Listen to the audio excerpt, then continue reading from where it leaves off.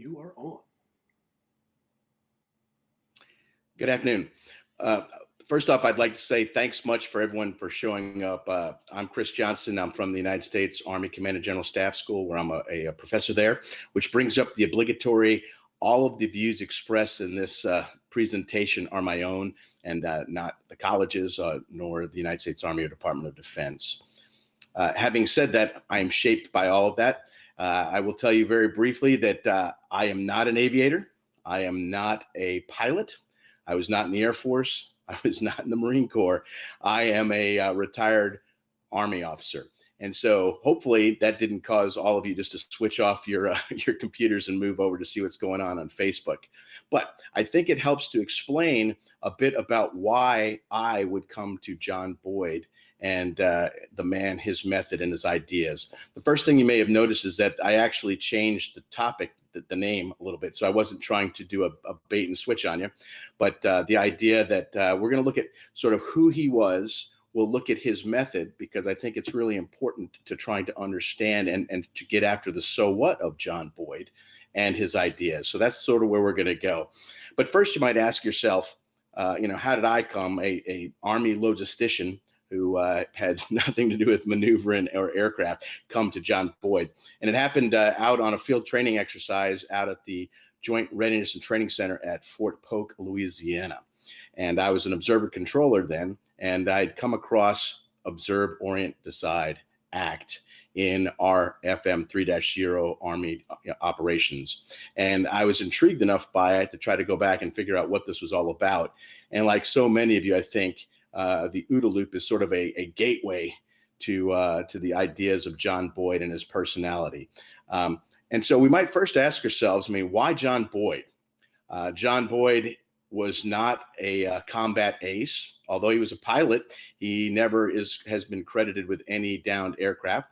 Second of all, he retired as a colonel from the United States Air Force, which is impressive enough by itself, and yet at the same time is definitely not going to put him up at the level of 4 stars and above. And then finally, he's got no credited books to his name. All of his legacy, if you will, his written output comes in the form of slides and 1 or 2 briefings and a manual or 2. So this is not your classic theorist. But I would suggest to you that John Boyd is nothing less than the most important theorist that you've not heard of. And many other historians and theorists have talked about that in his biographers. So I don't think it's that really radical an idea. At the same time, you could tell a lot from, as I started to peel back the onion on John Boyd.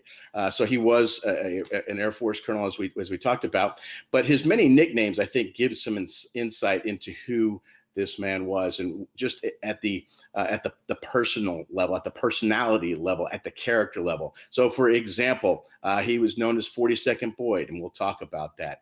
He was known as Plum, which we'll possibly talk about. It depends on how time runs. It's an interesting story, but maybe not as interesting as 42nd Boyd. He was known as Genghis John Boyd, for his iconoclastic and ranting behavior as he would go back and forth on a stage when he was giving his talks. He was also known as the Mad Major, and I think that's self-explanatory. So all of these things lead us up to why. And I would suggest that who he is, how he thought, and his major ideas, and how they shaped not only aviation, but maneuver warfare and strategic thinking, all of those together make for a strong case of why John Boyd is worth your time this afternoon. So first, let's go to his humble roots in Erie, Pennsylvania. From birth, he started off in a middle-class family. Unfortunately, he was born in 1927, and he grew up in a very harsh post-Depression world. And this is partly because at the age of 3, he lost his father. His father died of pneumonia, and his mother, Elsie, was left to raise his family on 3 jobs and her own grit and pluck. And so from the very beginning, John saw a very different way of life. His family had been very much middle class, but through his entire childhood up through his adolescence, he is going to come up in an austere environment where his mother is holding the family together, and she's trying desperately to instill the values that they need to keep a roof over their head and also to keep the family fed. And so John sees this. As a result, some of the takeaways that we're going to see are that John is he's going to be very, very straightforward. He's going to be renowned for his work ethic. In fact, some would say his insane work ethic, going long into the night, and from there, having no problems at all calling his co-conspirators, his colleagues, at strange hours of the night to bounce some idea off them. He's also going to be very intolerant of incompetence, or he will not suffer ignorance well. And so these ideas wind up creating an atmosphere around him that does not tolerate frivolity or anything less than 100% dedication. And he will take that to a point. And one of his famous ideas is you can, in the Air Force, or really the military writ large, you can either be or do.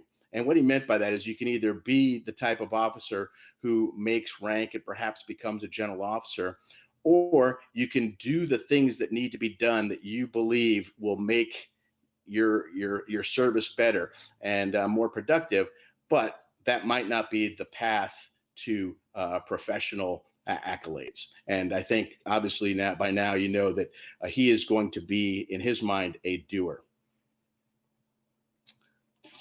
Would also like to talk about his as a high school student, because we start to see here already the beginnings of a competitor.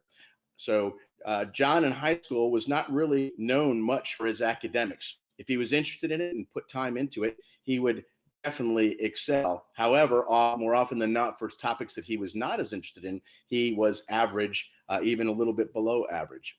However, where he did shine was with the competitive sports. And so at an early age, he began to take to swimming, and he enjoyed the drive, the success that came from the work and the dedication, and also from knowing your craft and improving the efficiency of the swimming stroke. And so this didactic approach to performance started to intrigue him. And I put up here just a picture from his high school water polo team, because water polo is one of those sports that is both individual and a team sport. From the standpoint of the individual is always in motion, and it's attack, defense, and transitioning back and forth. So that idea of fast transient, which we'll start to see. Plus, there's definitely a strategy overall and a tactical aspect to the game. And finally, there's a lot of speed to it. And several of his biographers have suggested that the beginning of Boyd's analysis and starting to think about what makes for successful competition start during this period. The takeaway for all of us is that he is extremely competitive even at a young age. And his high school swim team for the state of Pennsylvania, and he takes that forward when he actually goes to college. At a very early age, though, he starts to have an attraction for flying. And one of the anecdotal stories about him is that Jack Eckert of the Eckert drug family has a steerman, and the steerman is going to be John's first flight. And from there, it is absolutely enamoring to him. And he knows that's what he wants to do, and that's what he wants to be. As World War II looms, John Boyd wants to become part of that. He wants to deploy overseas and to do his part, and he feels drawn. In the upper right, you'll see a picture of John when he's on constabulary duty in Japan. Off to the left is just from the post-war period of Japan, as far as the demobilization of the Japanese units, if you're interested. John is overseas from 45 to 47, but during this time, he is not to get to do things that he wants to do. And if you get to read a little bit about John Boyd, he doesn't suffer that well often. In this situation, though, he's a young enlisted man, and so he is much lower on the rung than he will be later in his military career. And he winds up not getting to flight school like he thought he might, and instead is going to have to just carry out his constabulary duties as part of the occupation of Japan. However, there's an interesting anecdotal story that comes about. And I say anecdotal because it's really indeterminate whether it actually happened or not. But I would suggest to you, as you listen to me relay it, that it's just as important whether it was a real story or just a tale that he liked to tell. And it goes something like this. So during the winter of, while he was in Japan, very harsh winter, and the soldiers, the enlisted soldiers, were forced to sleep outside with limited cover and no heat source, which was bad, except as they looked across at their officer counterparts, they noticed that the officers were all in warm quarters and had wood-burning stoves to keep them warm at night. And this disparity enraged Boyd. And so Boyd is alleged to have led his teammates to go and they found 2 wooden aircraft hangars on base. And they proceeded throughout the winter to begin dismantling those wooden hangars piece by piece and putting them in wood stoves to keep them warm at night. The most interesting part of it from Boyd's perspective, I think, is what happens when eventually the leaders figure out that there are 2 hangars, aircraft hangars, that have gone missing. And allegedly, Boyd is brought up and threatened with court-martial until he basically invokes the first right of all leaders, which is to take care of their men before they take care of them. And all of a sudden, the court-martial is dropped. No harm, no foul for Boyd, and Boyd gets to head back and go to the University of Iowa to go to college. And while at the University of Iowa, from an academic standpoint, he studied economics. Nothing very exciting, and certainly nothing that would portend a great career in military aviation. However, a few things do happen to him. One, he's going to meet his wife, Mary Bruce, who is from Iowa and is also studying at the university. And she sets her sights on John. John is a college athlete. He is going to swim while he's at Iowa. He's going to play water polo. And by all accounts, he's a big, strapping lad. So he's a very physical, ruggedly handsome individual. And so Mary sets her sights on him, and they will be married and later on in and so the second piece that comes out of this is, of course, he's going to join the Air Force ROTC program. And so very much, very, very important. So after Mary and John get married in December of 1953, then John will head to flight school, which will begin the Odyssey. One side note about his bride, Mary, is that over the long course of their life together and her following John and his adventures, many people believe that she must have been a saint to put up with all of his shenanigans, his ranting and ravings, and his supreme dedication to his job. So John is going to go to Columbus Air Force Base in Mississippi. And he will earn his wings there. And he will start off, this is just pictures of T6 Texans, which is, they're actually over, there's 2 pictures there in the upper right. One is a formation over modern day Columbus, Mississippi.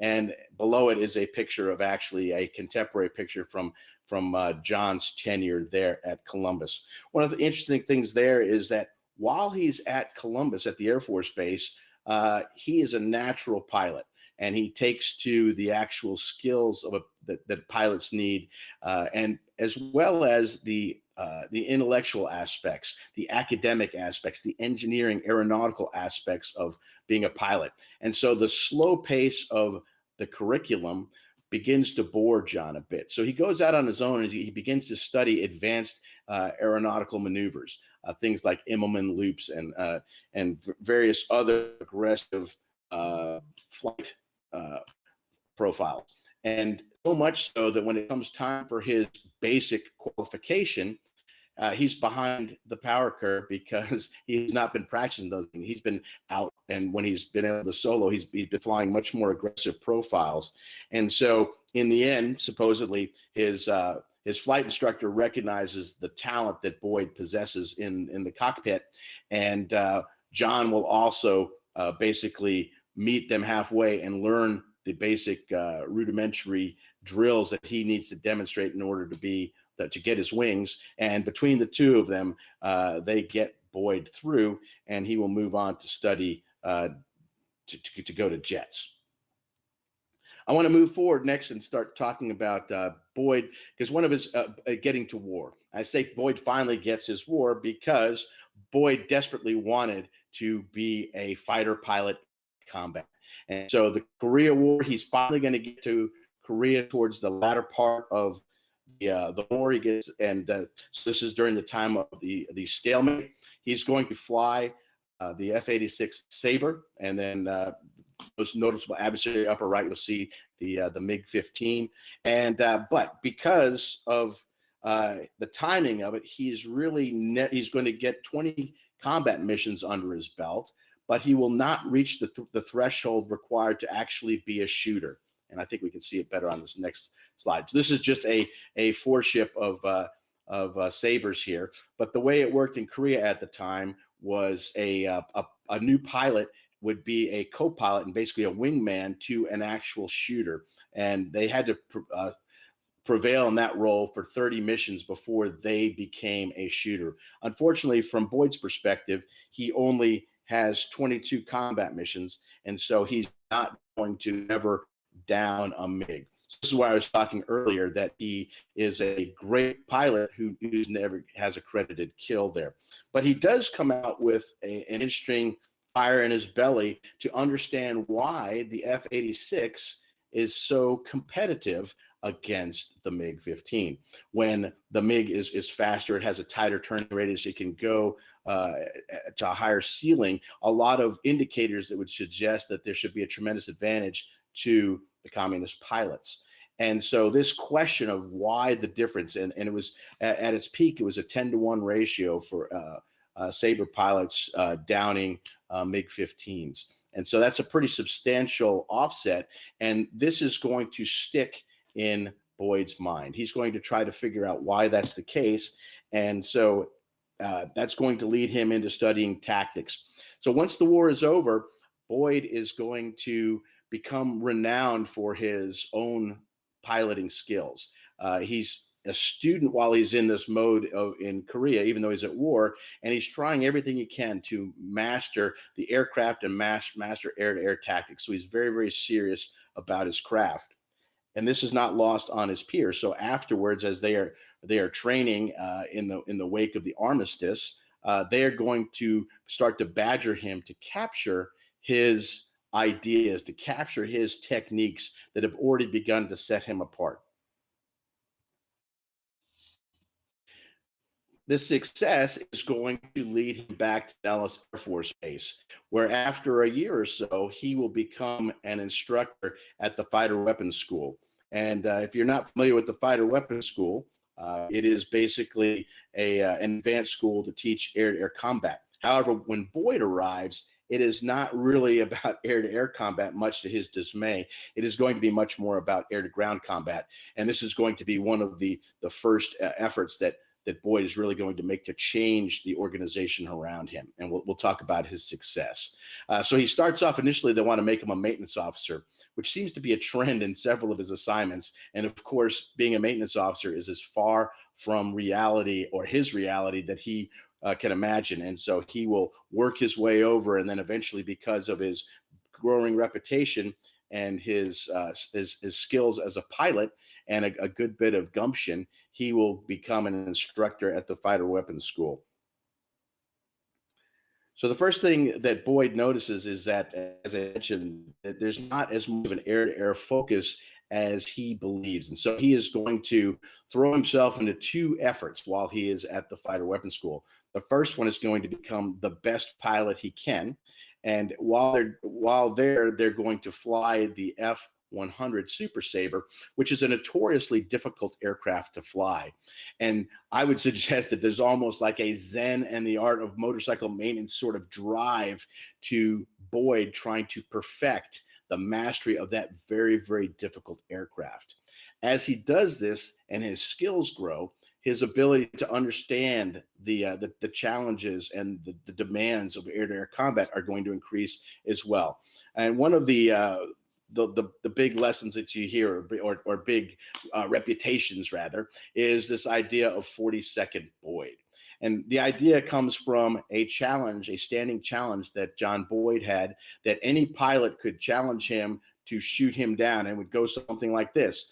The Challenger would start off to the rear of Boyd's aircraft, to his 6, and Boyd had 40 seconds to reverse position and to down, I'm using air quotes here, sort of, to down his.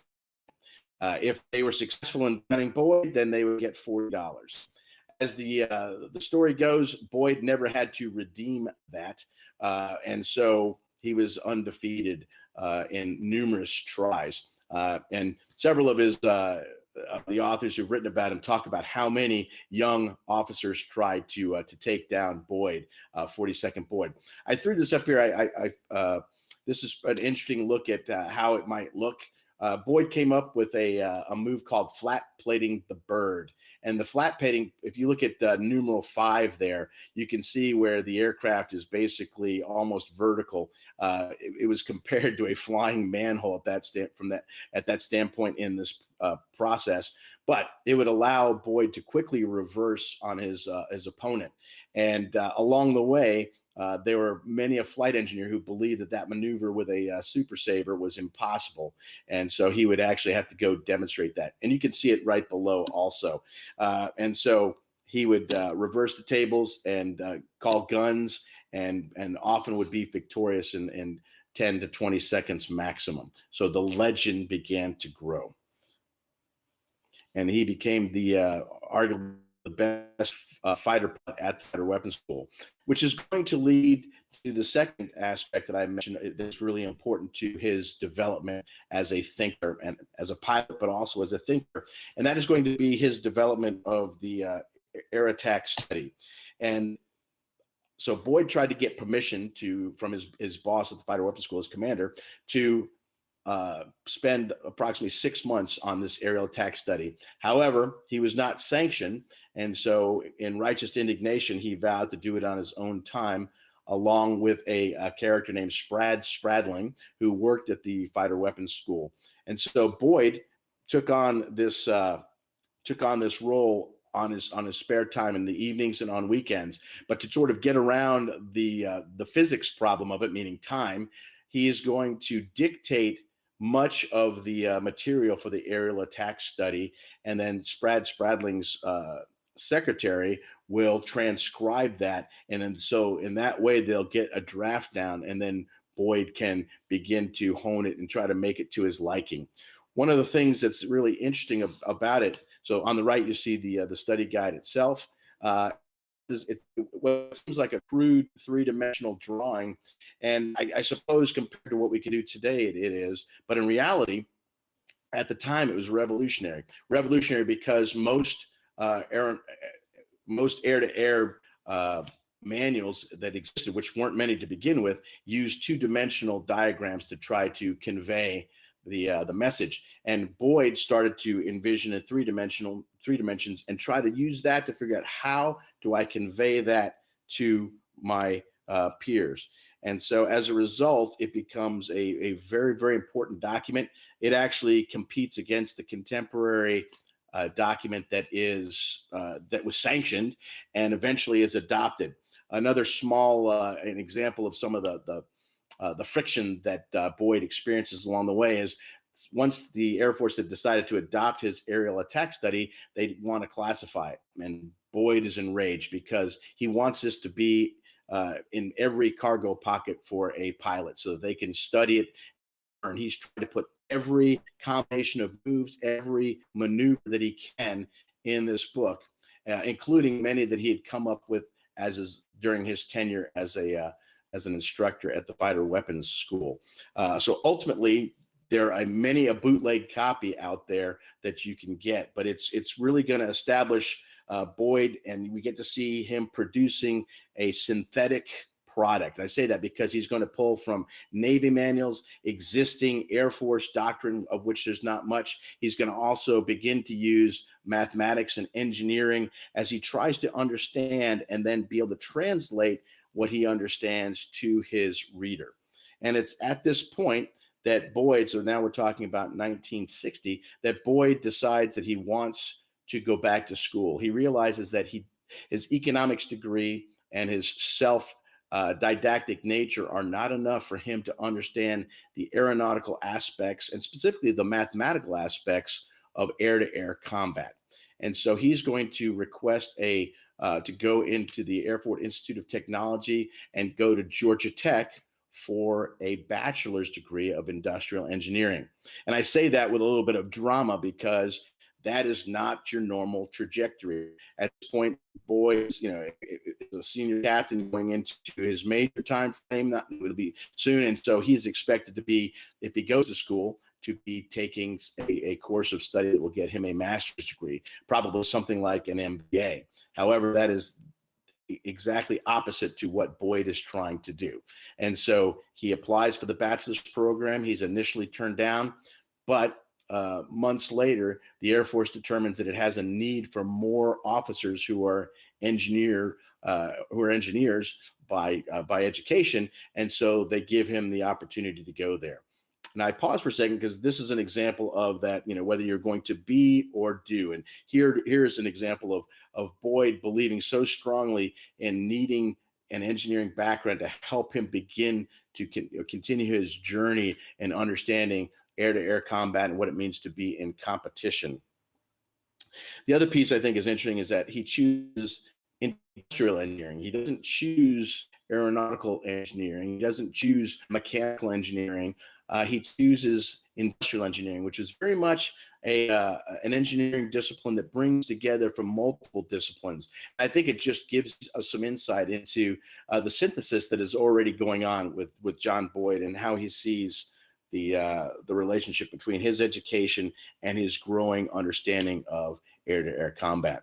And it is while he's at the Georgia Institute of Technology, while he's working with some pretty precocious undergraduates, that he begins to understand what will become his energy maneuverability theorem and ideas. And he gets to it because while he is really an old guy in the classroom, he's with all these young undergraduates, so he's more than 10 years their elder, and yet they're fascinated by his war stories and his fighter, and he loves to regale them with tales of being a fighter pilot. But along the way, he realizes there are times that he struggles to translate what he's interested in to these students, and he's going to have an aha moment that is going to plant the seeds for his energy maneuverability ideas. And so as a utilization tour, he's going to wind up going to Air Force Base. He's going to work with a guy named Christie, pictured on the left. And Tom Christie is a mathematician. And so he's a mathematician who happens to be interested in exactly the same things that Boyd is interested in. And so as a result, they are going to collaborate together to try to develop what you see in the upper right, which is the elegant and simple equation for energy maneuverability. And this is not a math or engineering lecture today, so fear not. But what we basically see there is that this piece of S, which is really available energy, and it's just going to be related to velocity times the difference between thrust and drag over the weight of the aircraft. And so at first, there's a great amount of disbelief that Boyd is really, and Christie, have discovered anything that's just beyond sort of catchy and sort of pithy. However, as Boyd and Christie start to make their case and look, using these different diagrams, they start to realize that not only can they anticipate their own aircraft's performance, but they can, with the energy maneuverability graphs for adversary aircraft, they can begin to make comparisons and predict how competitive in air-to-air combat those airframes would be. What they discover is that, unfortunately, the U.S. at this time is not sitting very well, and that almost all Soviet bloc air-to-air aircraft are more than competitive against our own airframes. And you can imagine how that hits the establishment. And so Boyd is working feverishly to ensure that he's got the right information, that the data is good. And the Air Force, read that as the institutional Air Force, is trying desperately to disprove what Boyd and Christie have come up with, because it is implying that our current fleet of air-to-air frames are not competitive. I threw in there the F-111 because this is one of the aircraft that basically Boyd just lambasted because of its poor energy maneuverability characteristics, and also the fact that as a fighter bomber, it's really, in his opinion, neither a good fighter, and it's not capable in air to air, and as a result, he doesn't care about the bombing aspects of it. But this all brings us back to, finally at the end of this, because of his time at Eglin, the institutional Air Force is going to adopt this idea. And again, this idea of energy maneuverability, what's important for us for our conversation, is to recognize that it's really a very concise, elegant way to make comparisons. And so what he has done is just synthesize a lot of information and made it very, very accessible to those who would need to make those kind of decisions in an informed manner. And so it can be done for all aircraft.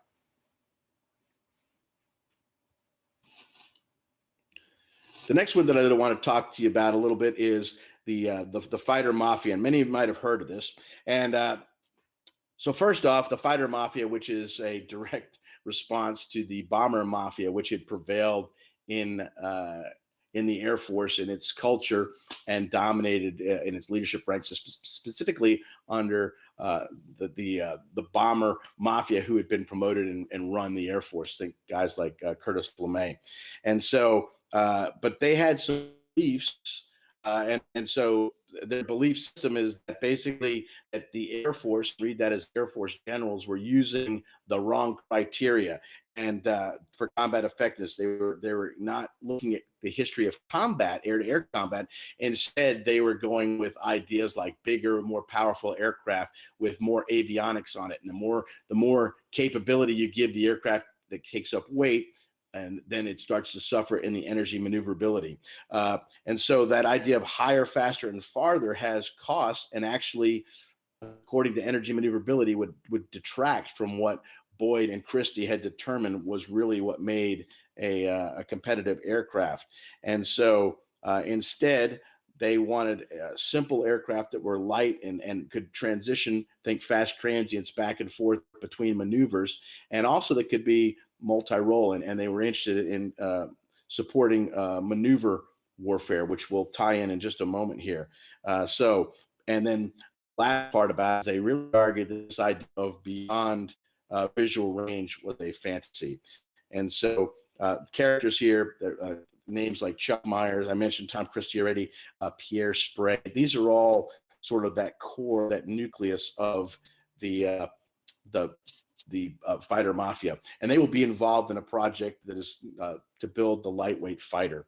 And the lightweight fighter will ultimately produce the F-16, which you see down there at the bottom, and it will be the only time where the Air Force will develop an aircraft that's actually lighter and cheaper than its predecessor. But the mafia, the fighter mafia, will be instrumental in other aircraft as well, because they adopt the energy maneuverability ideas from the fighter mafia, and then they're going to apply them not just to the F-15, but the F-16. It will influence also the development of the F/A-18 and also the A-10. And so we can see those threads coming forward even to today as far as how to design aircraft. And I want to specifically in on the one comparison that Boyd made with using his energy maneuverability ideas, and that was between the F-16 and the YF-17. The YF-17 will eventually find its way to being the F/A-18 the Navy and Marine Corps used, but at the time it was in competition. The Air Force was looking at it, and so by looking at his energy maneuverability theorem, all indicators were that the YF-17 should have dominated the F-16. But in reality, that's not what happened. And when they put it in air-to-air and when they ran simulations over and over again, the F-16 prevailed. And this was counter to what Boyd expected. And what comes out of it is pretty key, because he starts to realize that there are other intangibles that can make a difference. And the F-16, where its advantage is that it is unbelievably quick or agile between maneuvers. So, and he starts to develop this idea of fast transients, and these transients will lead to a mismatch in the air-to-air competition between the two aircraft. And so it gets Boyd to start thinking about, well, if that's possible for air-to-air combat, what about with land combat?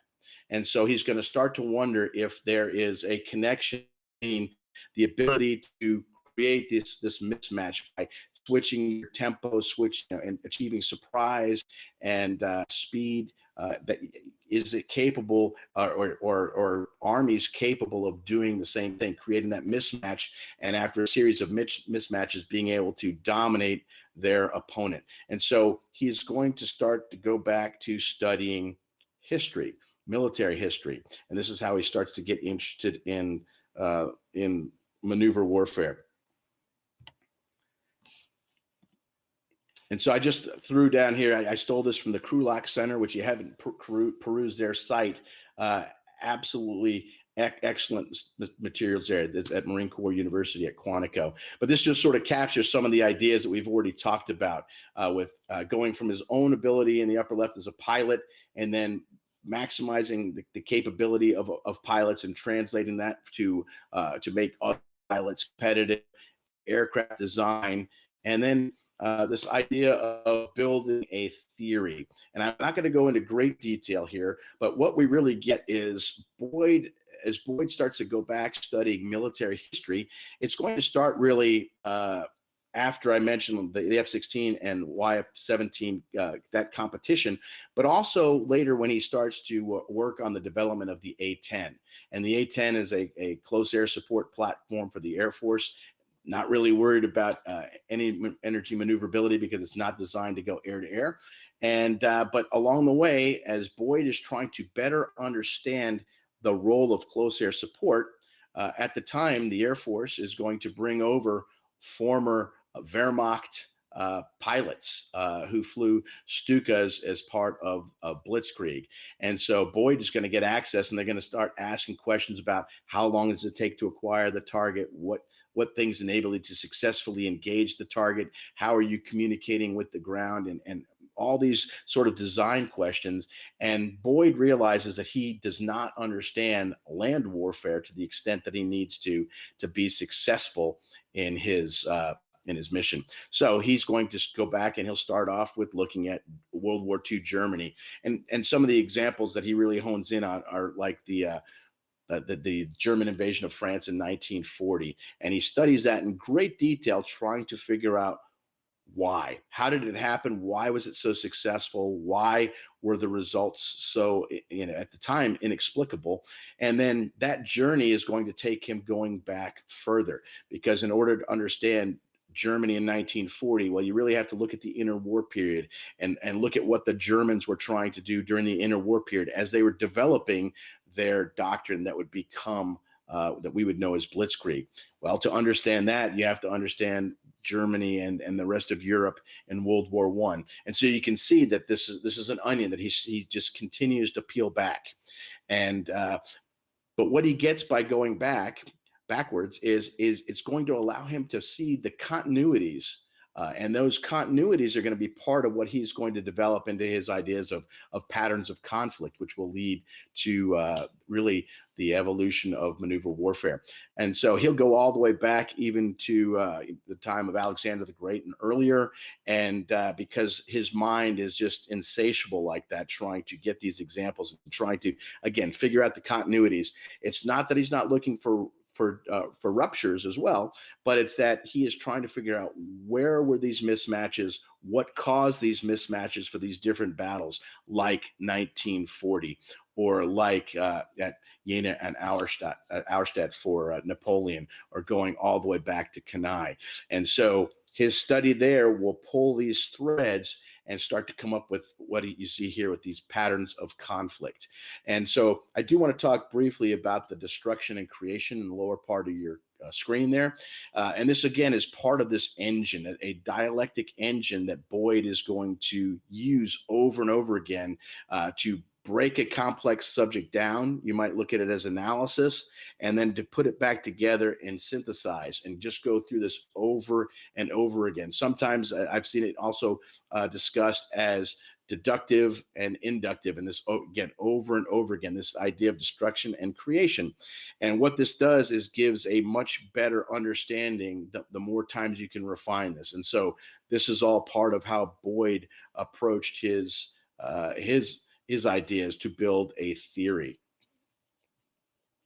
And so I throw up now that this is an homage to the Marine, to certainly the ones that the guys that I work with back at Fort Leavenworth. But Boyd's going to have a direct impact on MCDP1, and that is the cornerstone Marine Corps manual called Warfighting. And I'll be honest, and my boss is probably listening, this is my favorite bit of doctrine. If you ever want to read any doctrine for some reason, perhaps you're trying to simulate a root canal or something, you might pull up MCDP1, because as you can see, it's the cornerstone document. The Commandant of the Marine Corps at the time, Al Gray, is going to recognize a need for this type of document that really, it doesn't tell you what to think about war fighting and war in general. It's going to teach you how to think about it.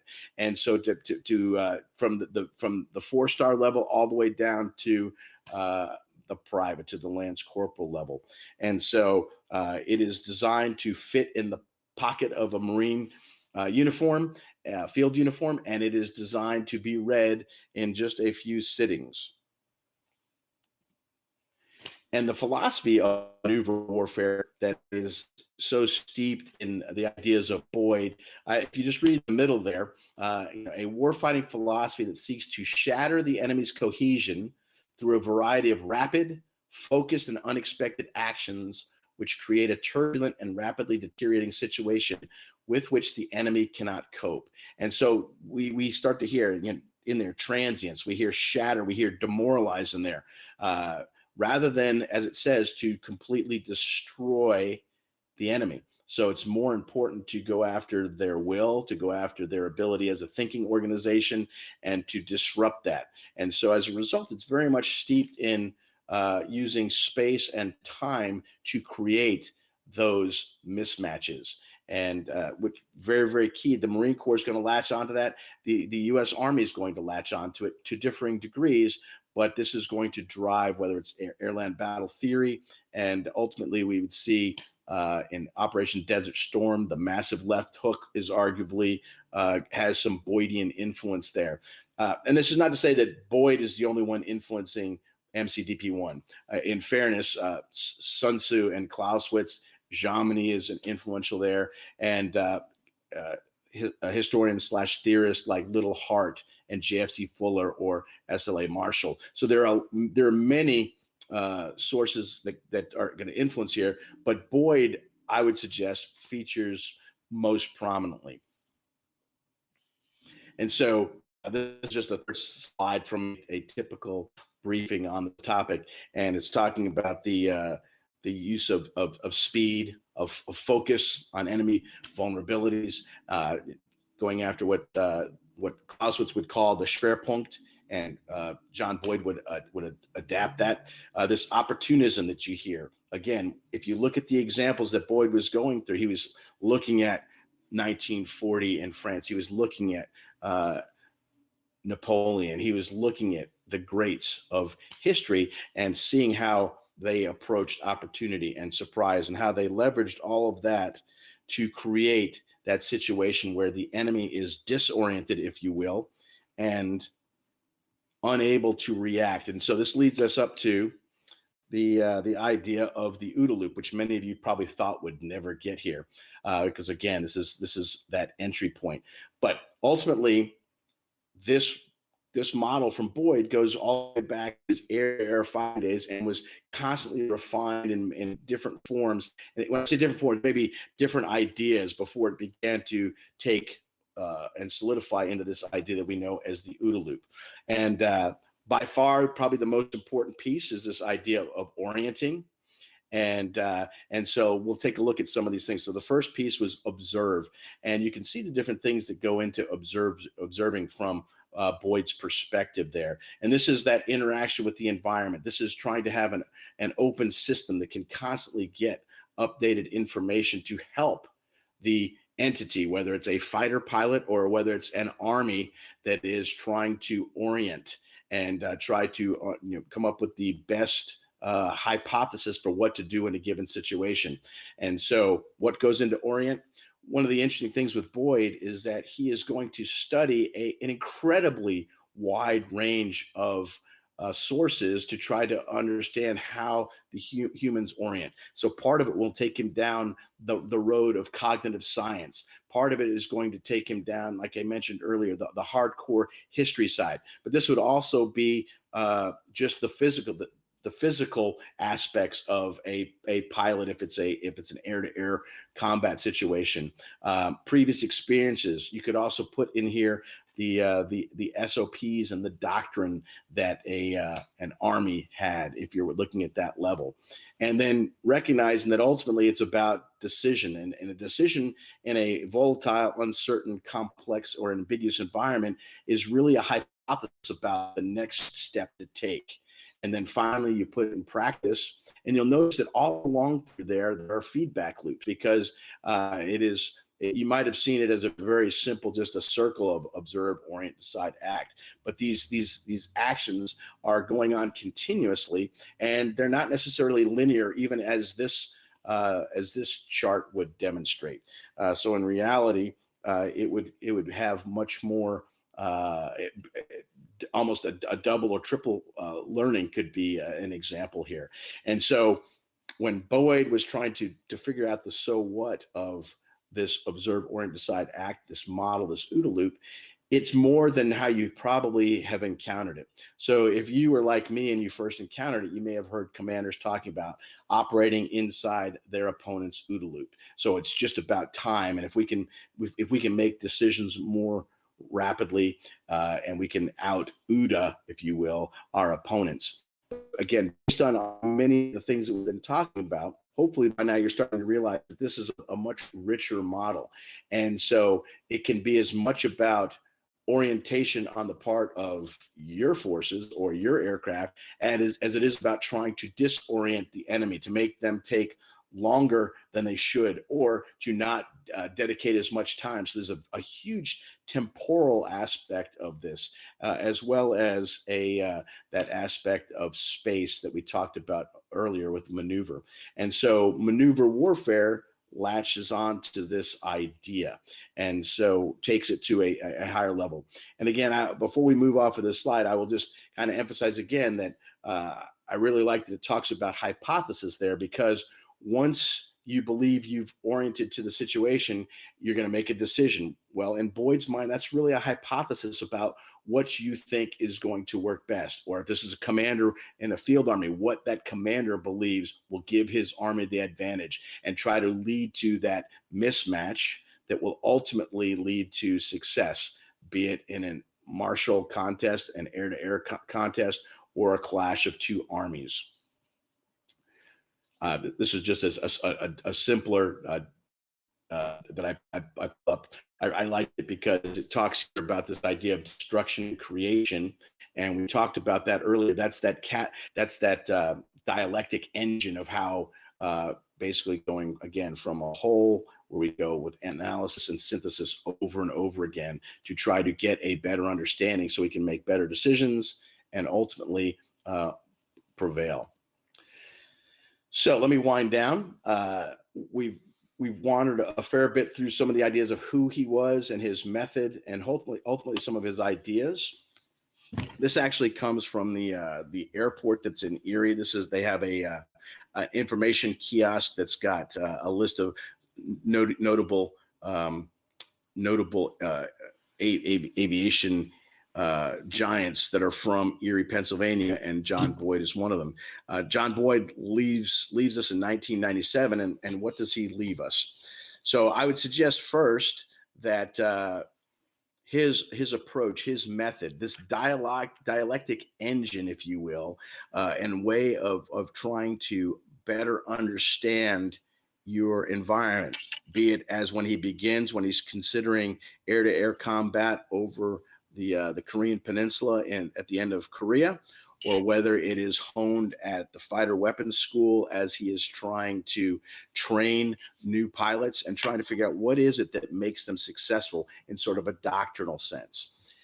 Then he pulls that forward and he tries to better understand what is it that allows aircraft specifically to compete. And that gets us into the energy maneuverability ideas. However, once all of that happens, we get into the aircraft design, ultimately where he makes his mark, and I would say in some ways his largest mark, is this idea of competition when we think of armies and we think of at the national level, at the state on state level, or the state versus non-state actors, this idea of that competition. And so this is where we get into the idea of maneuver warfare theory, and that is not necessarily just large force on force, but also picks up the idea of state versus non-state, really any actors that are in a VUCA, that volatile, uncertain environment that I was talking about, the complexity, and are trying to prevail. And ultimately, the OODA Loop is one way to conceptualize how to orient and hopefully prevail in that circumstance, and doing those things along the way that not only increase your ability to observe, orient, decide, act as a competitive entity, but also to disrupt your opponent's ability to do that. And so on that note, I will wind down and just say, let's see. I've got my gratuitous plug here. So if I have not scared off from any of the other Command and General Staff College presenters, I would strongly encourage you to catch Dr. Ethan Rafuse. He is going to be talking about Dennis Mahan and the foundation of American theory. And he will take that on the 1st of April at 3 p.m. And so Dr. Rafuse is a brilliant historian. And so this is right in his wheelhouse. And I would encourage you to commit that to your calendar. And so on that note, I will open it up to questions. And I believe I'm going to get a prompt here that tells me how you guys will ask questions here. So that's my hint to the guys back there at the mothership. So there's a site on the Dole Institute's YouTube page for you guys to list questions. So I will stand by and let me see if I might have just gotten one. I just might have missed it. We'll see. I feel like a dog staring at a wristwatch. All right, so the question is, why is it that many people don't know about John Boyd and his influence? Yeah, that's a great question, and I certainly fell into that category. And I think a lot of it has to do with what I laid out front. He laid up front, where he is not an ace, so he didn't shoot down 45 or 50 aircraft, and that got him a lot of attention. He is not a guy who gets to 4-star rank. He doesn't even get to a brigadier general rank. So his rank is not that high.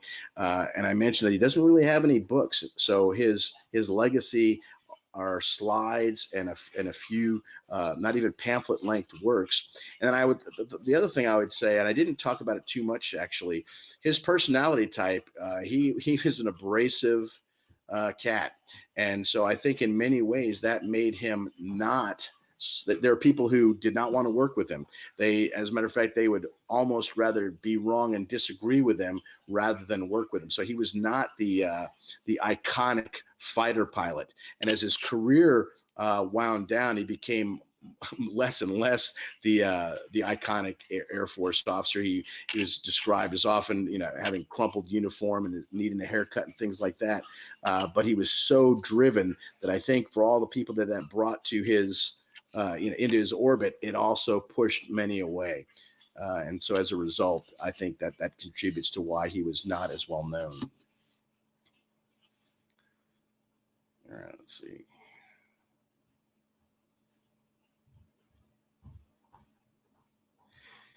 So that is a good question. So I'm gonna throw out the caveat that I put out early that I'm a retired Army officer. So I am not an aviation guru by any stretch. But I really think that Boyd would want to go back to keeping it simple. And so, the F-35 is a multi-role aircraft. And so Boyd's real interest when he was in the designing aspects of aircraft was air-to-air competitiveness and making sure, if it was appropriate to its role. And I suspect that he would try to push the Air Force back away from all this, the digital, wow factor, and try to get back to the basic, make it an air competitive platform. But I have to admit that's the extreme of my knowledge there. So I apologize.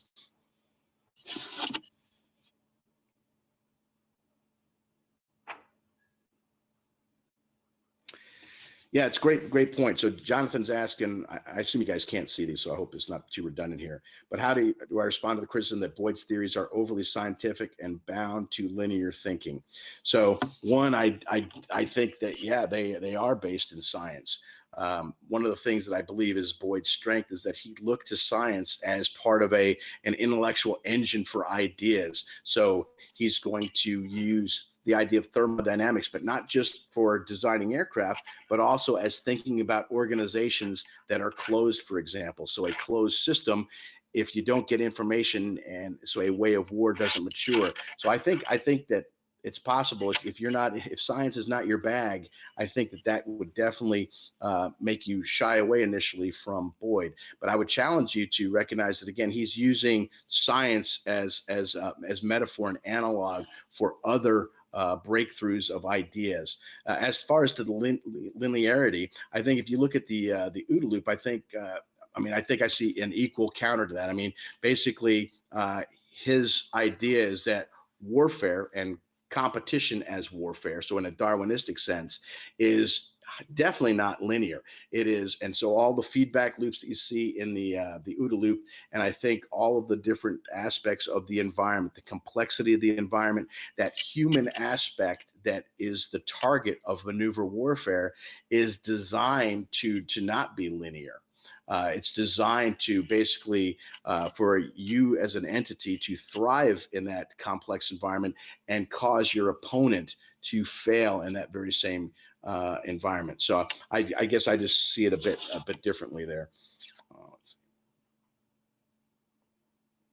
So that is a great point. So the question came up about Desert Storm, and so at that point, we're looking, late 80s for his influence, and of course coming into Desert Storm. So if you can, I should have had a map of it, because I did not anticipate. I should have anticipated rather the question. But if you can picture in your mind's eye the overall plan for the actual ground campaign, and really the air campaign as well. The air campaign very much following John Worden's ideas and trying to decapitate the enemy, to disrupt command and control, and then to spiral out from there to cause all sorts of disruption in the Iraqi command and control structure. And then the actual ground campaign, two components that I would highlight for you. One is that there's an amphibious feint that is conducted that for the Marines, where they are feinting that they are going to do an amphibious operation to go right into Kuwait City, and the Iraqis are extremely fixated on that possibility. They respect what the Marines can do, and they believe that is a viable and the most dangerous course of action that the Allies could use. And then you've got the famed left hook with 7th Corps, and that there, if we were going into more detail on it, he would talk about Qi and Chung forces from Sun Tzu, and that idea that unorthodox or regular force that is going to be decisive, in this case, the left hook, that would be a specific example. And so there is a direct thread to John Boyd's influences as planners are coming up with ultimately what we would know as Desert Storm.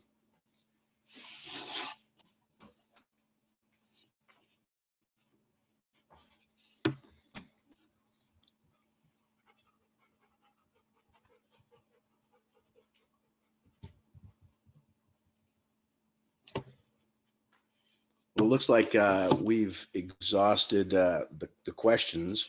I will leave you with two thoughts. One is that I think that that John Boyd is worth your time, and there's a new book out. Let me pull it up real quick. It's called A New Conception of War, John Boyd, the U.S. Marines and Maneuver Warfare by Ian Brown. And you can download it for free. It's produced by Marine Corps University. But if you're particularly interested in how Boyd goes from being an air power guy to being a maneuver theorist and ultimately a strategist, fantastic work by a young CH-53 helicopter pilot out there at Quantico. And you can also find he's got a couple of podcast episodes that he came up with. So one, I would strongly encourage you to take a look at John Boyd. The second one is if John Boyd as a whole is not your cup of tea, then you might just kind of take a look at how he approached problem solving. And we talked about that dialectic engine where you just wash, rinse, repeat over and over again, trying to get a better understanding of a complex problem or complex environment.